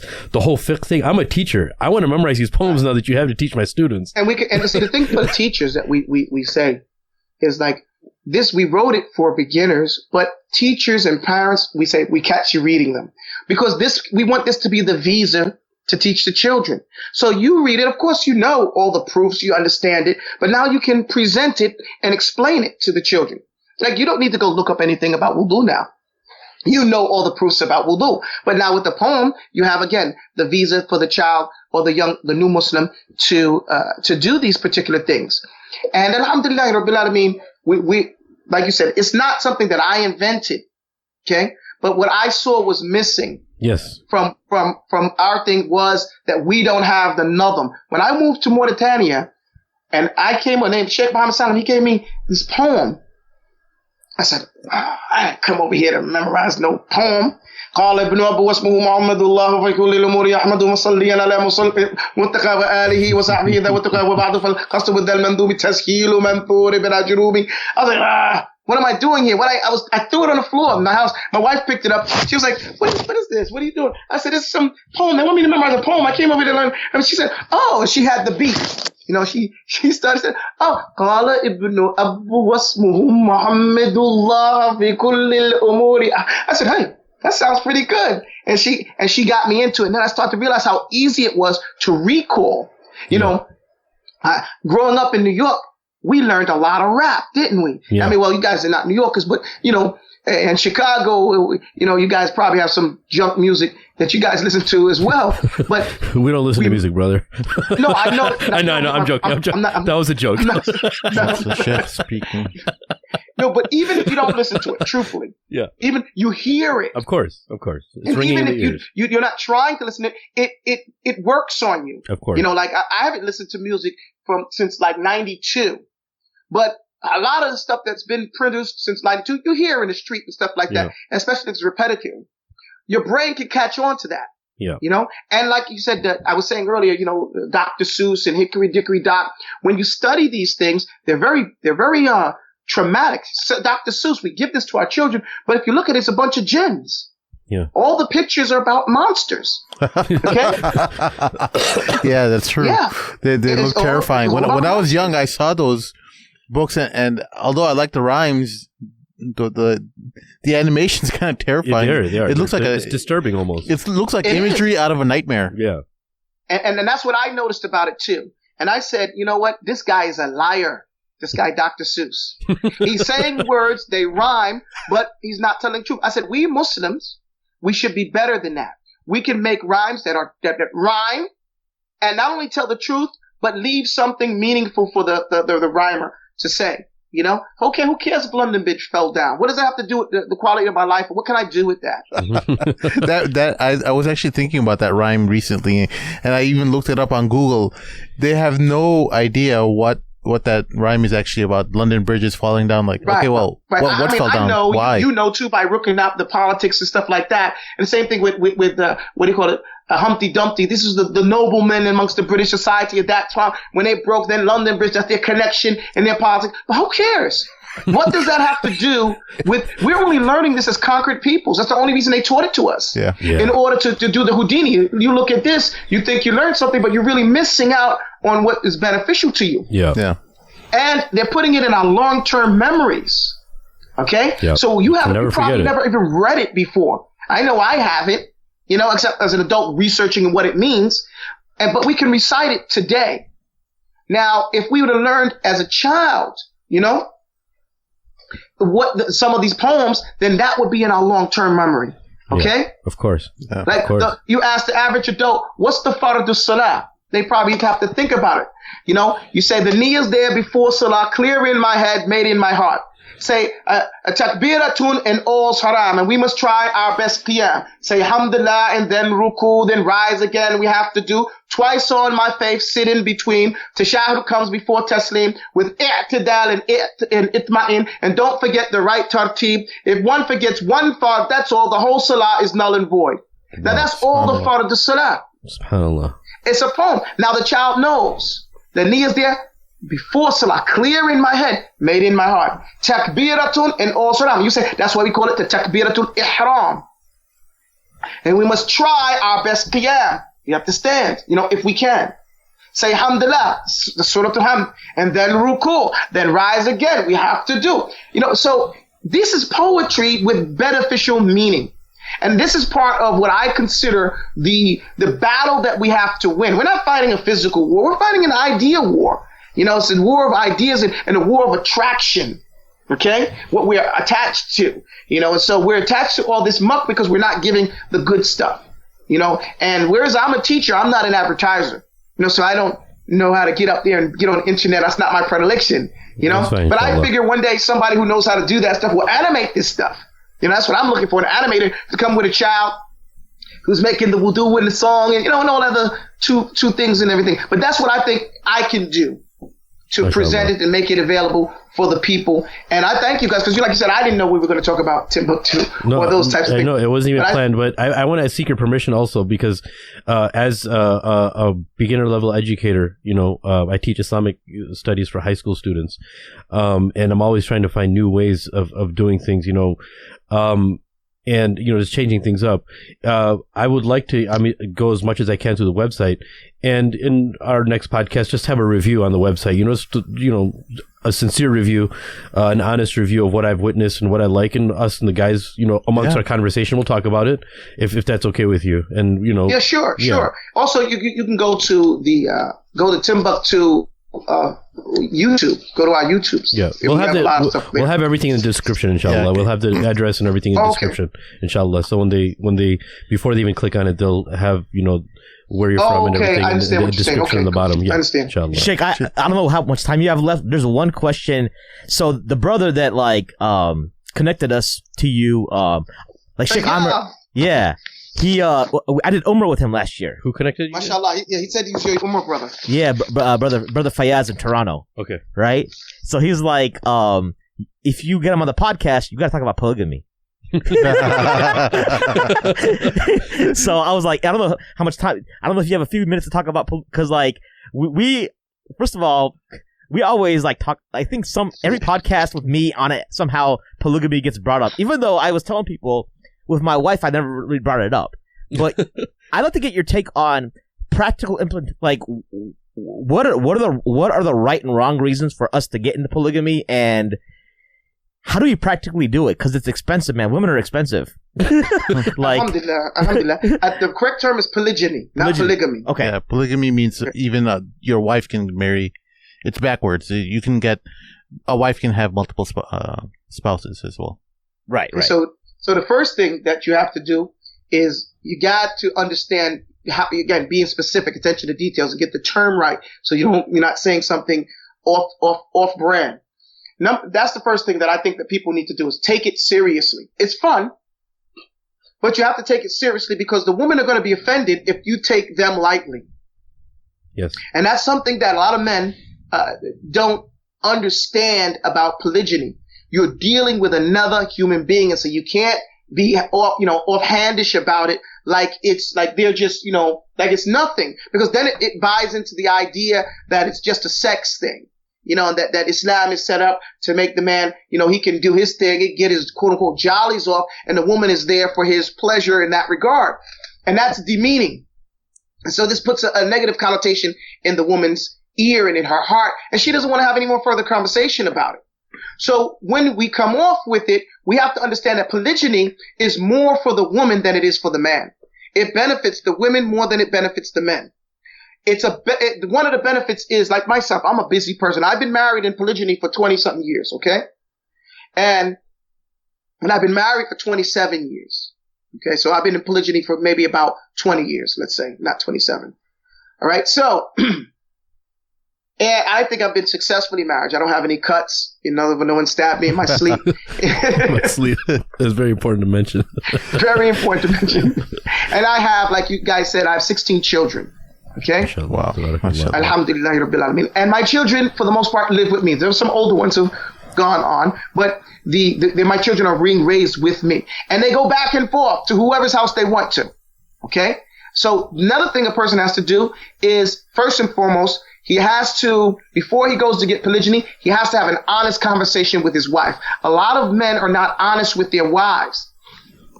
And when they are honest with their wives, they demand that their wife agrees with them. And this is just a marital issue in general. And I give a lot of marital advice to people. And sometimes the wives think I'm promoting polygyny. I am, but it's not for everyone. Okay? If a man is busy, he should have more than one wife. The fundamental with marriage is polygyny. Allah says what? Mathna wa thulatha wa ruba' wa in khiftum fawahida. So he said 2 or 3 or 4. And if you're afraid that you can't be just, then only 1. And justice here is justice with time, not like in love. Okay? Mm-hmm. So here it is that the asl here, the condition is for 1 and no conditions for 2, 3, or 4. So how many women we have out there and how many men? There's always more women than men. If we just say put one marriage, monogamy, then all those women don't get married. That's number 1. Number 2, ever indifferent is man, 1 foot in the ocean, 1 foot in the sand. If he has one wife and only one wife, sometimes he inundates that woman. She has no time to herself. Okay? She can't develop in a way that's commensurate with his lifestyle. So she fades and gets frustrated and stuff like that. Women need time to themselves because aslan, they are introverts. And there's 2 types of introverts. One that needs time before something and one that needs time afterwards. Anything can happen and she'd be happy, but she needs time to break down. And others need time. They need to be told beforehand or they can't handle all this interaction and stuff like that. And if you imagine, if you can consider your wife, you can figure out what type of personality she is so that you can deal with her better. The next thing a man has to do, he has to look for a wife that is healthy for himself and his family, not just for him. If he selfishly just gets a wife that's going to be good for him, she might ruin his whole rest of his family. Okay? She's good for you, but does she consider it? To understand that she's marrying into a family that is the moment she marries, that she has all those children to deal with in a real fair, considerate fashion to make them feel wanted in her house, you know, and in her interactions with them. Not to make the other woman scared she's going to poison them and give them an apple with a needle in it or something like that when they come over. Some women, they make it like there's a war going on here, and it's not a war. If he has those mentalities, he should keep moving. You know, he should keep, and it's not about sex. And guys need to get that out of their heads, because how much time do you have spend time having intercourse? Not much, but you do spend a lot of time eating with that woman. You do spend a lot of time talking and spending that other time with them. So it should be someone you can talk to, you can vibe with. But I was saying this, when we talk to our families or anybody, we ask them, do you agree or not? Do you understand? And the person will say no, not because they didn't understand what you said, because they don't agree with what you said. Sometimes we think if you say, I understand, that means I agree. So we have to stop making our wives or anyone we talk to have to agree with us in order for them to understand. And we shouldn't hold them to bear when we understand what they said, but don't agree. So I say, go to your wife and tell your wife, look, I want another wife. I like polygyny. I want to then start, blocking, and understand that she might attack you. And either verbally or some other way, she may feel offended and attack you. You understand it. Don't get offended. And don't expect her or demand that she agrees with you. She doesn't have to agree. Just say, hey, this is what's on my mind. I wanted you to know that. After that, give it some time. And stand your ground. Do not give her any of your reasons. Your reasons mean nothing to her. And all you're going to do is make her say, okay, well, let me get around that reason. And it's not going to help her because she's never going to be able to get around those reasons. And you're probably lying anyway. You're probably not telling her all your reasons, because a lot of men who are not married in polygyny don't even know their own reasons. It's natural. It's the fitrah of man. Just like we can't understand what it feels to have menses or to have a baby in our belly or to give birth. We can never understand it. They cannot understand when a man wants to get married. Even if he has 3 wives, he has an urge. Sometimes he wants to get married. Period. So save yourself and save her the frustration of trying to explain it. When she gets angry, you say, listen, I love you, and I'm not trying to get married, divorced for you. I want a divorce. Well, I don't want a divorce. Don't give her the divorce.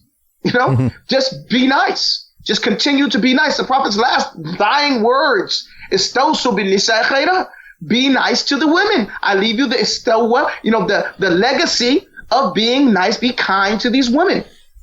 If you're kind to a woman, it's been my experience, they will pretty much go through anything with you. And I've been through a whole bunch of things, and my wives are here with me going through it. Next, you should get a home close in proximity so that it doesn't take 20 hours to go visit each one. You should be able to satisfy, and when I say satisfy, visit them, and just to be there if they need you whenever you need to be there. Being far away is no protection for a woman. If you're an hour away, she's going to be scared when you're gone. Okay? But if you're only 5 minutes, 10 minutes, you're right around the corner, it's cool. That's good. So that's where I think, and I think that a man should go to men who have been married in polygyny and interview them and talk to them so that he can get some experience, especially people who have failed marriages, because they're going to tell you what not to do. And that's very, very important. Yeah. I think we need to have another podcast about polygyny with you, Sheikh. I think, what do you think about sisters who are already like professionals? Sometimes might be in the medical field, and they're looking to get married. They're already established. They don't necessarily need a man who is providing for them. They just need that companionship of having a man. What do you think about that kind of relationship? Okay, I think that it's a mistake, alhamdulillah, for a man not to provide for a woman, even if she has a CEO and making $1 million. Okay, he should and very much provide for the place that they're living. That's part of his obligation. And just because someone is free of needing that obligation doesn't mean you provide for it. Now, he pays for the place. If she wants to enhance that with her money, hey, barakallah fiha. But it's part of his manhood. When I've seen problems happening in marriage, it's normally because the basic issues of women have not been made, or the basic issues of man. There are expectations. Men have a love need. The first love need of a man is to be obeyed, that I can trust you in my absence to do what I want you to do. If that love need is not met, I want a divorce. Now, A woman's love need is not the same as man's. Her first love need is that you're going to provide for me. This is why she can marry and stay with the guy who killed her husband. In the battlefield, the women are taken captive. These same guys killed her uncle, brother, father, and she stays and is obedient to this man. Whereas a man, you untie him, he's going to kill you if that were the situation. It's not in our nature. But because their nature is that as long as you provide for my needs, and then remember the advice of the Prophet, istawsu bin nisa khayran, you're kind, they will make reasons. Well, at least he's not raping me. Well, at least he gave me food from the same plate. And they'll deal with you. So those love needs need to be met. When they're not met, all types of other problems start busting out. So a woman, just like a man, the main reason that you're going to get married is companionship. Okay? Whether she has money or not makes very little difference. Okay, so the companionship is important. It's no problem. And even this might be better for you if she has a career, a lawful career that you agree with, that she can have time to do that because you're going over at this house, she has some time to herself. But I think it's very dangerous for women to work in an environment where she's subservient to another man, because that man becomes like her husband. She has to become sensitive to his likes and dislikes. Let's say she's a secretary. He comes in there, get out of my way this morning. She's okay. Hey, I don't want my wife jumping at some other guy's feelings. Okay? And that's just a natural thing that happens in that environment. So if she's a doctor or something, that's different, because doctors sometimes work independently and dependent with other people, but it's not a position where he's right over her like the husband, spending 8 hours a day in that particular type of situation. So the men have to look at those type of jobs to see how it's going to affect their wives. And usually what I have found, like my wife has a master's degree in business. But I asked my wife after she got her degree and everything like that to stop working, to spend all that energy that she has and all that education she has in the business world as an MBA on my children. Use that same critical organization skills and stuff like that. Do that with my children. Organize all of them today. And she started doing it. First she was like, there's a habit. Oh, I don't like this. I don't feel like but then she got used to it and started seeing the freedom of it. And I enjoy the fruits of it. And my children, now she can't leave them.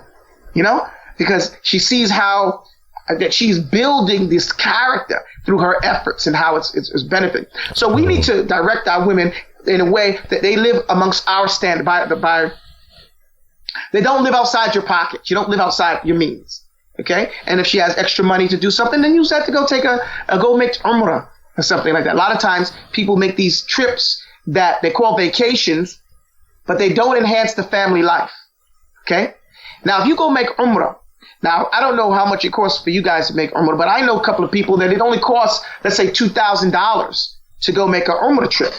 Now, if I have $4,000, $5,000, I'd rather take my wife on a trip to Umrah, spend 10 days there with her, come back. How much that's going to enhance our marriage and our quality of life, as opposed to going to Disney or going out of town, to Iowa or California or something like that. What's that going to do for me? So we don't do those meaningful type things with our families. But like you said, we could have a whole podcast about, marriage, because there's so many things that I think that we need to do to set up the situation. And there's so much marital advice that basically I was going to wrap it up. Communication and putting in our emotional bank account funds, understanding how women count and how men count. You can take your wife out to eat, spend $500. You've wasted your money. Okay? Because she's only going to give you 1 point in her emotional bank account. Okay? You went to the movies, you took her this place, stuff like that. And, you really didn't enjoy it because some of the movie you didn't really like, some of the theme and stuff like that. But if you saved your money and you did little things and then you went made Umrah, that's going to be totally different. Or if you got up at middle of the night, this is something that one of my sheikhs told me to do, and I have found tremendous benefit. I was having problems with my wife. Okay? And whenever I have problems with I'm trying to whisper now so she doesn't hear. She's not going to listen to this podcast. So, whenever I have problems with my wife, I get up in the middle of the night and I wake her up and I say, hey, let's make dua. And I start making dua for her family members. Start off with making dua for her family members. Because sometimes she don't want to make dua. Like, yeah. She don't want to make dua. Not because she doesn't want to make dua, because she's mad at me. I'm doing it when we're ships crashing in the sea. So I get up and I start making dua for her family. And after a while, she's going to say, I mean, right? Yeah, of course, you did it all for her family. Your brother, of course. stuff like that. And then I start doing that. And then I do something like next time I'll wake up, I'll get up, you pray. Just 2 rakat, light, keep it, qul huwa Allahu ahad. Because sometimes I don't want to pray behind you. You want to keep me up too long. So keep it short. They keep it short. I say, Alif, Lam, Ra, astaghfirullah. No, keep it short. That's Shaykh Amir's salah. Yeah, that's why he's not allowed to lead over here. And that's true, too, because you don't want to make it a burden on the people. Keep it short. Rather them come and say, okay, I know he's going to do it short, than say, hey, let me not because he's going to make it too long. That becomes the issue right there. You still get all the blessings of having it in Jama'at. So these types of things put money in each other's emotional bank account because now she's confirmed that stability is given there. You can't buy your wife. One sheikh, Malaysian sheikh, he was telling me, he says, you Americans, actually he's from Singapore. He said, you Americans in Egypt, you make me sick. You treat your wives like trash and then you buy her a gift.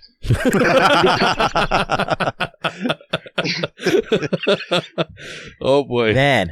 I think I have an idea. I just thought about this. And if the Sheikh's up for it, maybe we can do put a Facebook post and just ask people to submit questions anonymously, and we'll just run through marriage questions. Yeah, I mean, personally, I got stories about Malaysia and University of Malaysia personally. Right, that's me. But I think that's an awesome idea. Yeah, because it'll be anonymous, so a lot of brothers have, or even sisters have questions, and I mean, there's questions I have in my head right now, but for the sake of time, we've kept Shaykh Abu Taubah for almost 2 hours. So we really appreciate your time this afternoon, Shaykh. Do you have any parting words for our audience? Alhamdulillah, barakallah fikum. I think that the people who listen to the Mad Mamluks should make it their habit to listen to the Mad Mamluks. And I'm not saying that just because they invited me here. I'm saying that because we need this type of enhancement, this type of audience, and this type of voice. This is our voice. These are our issues. And there's not enough people dealing with our issues. We talk about the homosexuals all the time and how they got respectability. They got respectability because they set their own forms and talked about their own issues. We talk about Jews. I'm 50 years old. And I remember when back in the days, I was in the military and I came down to Florida to go to combat diving school. When I'm driving down, I see signs, and it is 87 or something like that. I see signs. It says, no niggers, no Jews, no stray dogs, and no fags, And I'm like, man, we're with the fags and the dogs and stuff like that. And since that age, I always talk about this with my wife. Since then, fags have gotten rights. Even dogs have gotten rights. And Jews are not respected. We're still being called niggers. Pardon me for speaking. Yeah. In these terms, these derogatory terms. But why is that? Because these have been advocated. Yeah. All these issues have been, there are animal advocacy rights. There are homosexual advocacy rights. And the Muslims, we need to stop going to others to speak for us, and we need to continue to speak for ourselves and talk about the things that we want to hear, how we want to hear them. Maybe not how we want to hear them, but in our own voices, even if it's distasteful. And you guys set the platform for that.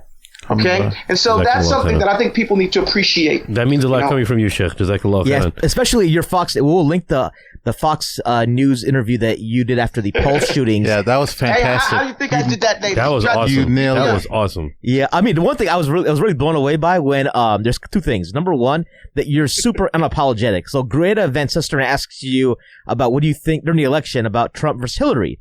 And you talked about Trump, and he's like, well, Hillary, there's a hadith of the Prophet ﷺ talking about how a nation led by a woman will not have success. And then, and I was like, that's keeps it 100. And I was 100%. But you know what's interesting, though? She didn't push back on that. No, and I was like, she probably knows that's right. Well, she sensed the sincerity in the jah, meaning the aura of the hadith and the confidence behind it. Right. There was no apologeticness. Obviously, that's the worldly aspect. And that's our problem. Yeah. Why? Shame on them, not shame on us. Yeah. This mentality. What do we have to be ashamed about? Of course. I mean, these people are not even potty trained. No, you think about that. No, I mean, they don't know how to do istinja properly, right? Exactly. No, and have the intellect to not do that. You wouldn't eat out of a plate that you just wiped out, right? Yeah. But this is what we're talking about. These people's intellect have not evolved in that way, and we're ashamed of them. We're browbeat by them. No, they can't meet us on any intellectual, spiritual, social, or scientific level. They are not our equals. And everything that they have presented in society throughout history has been stolen.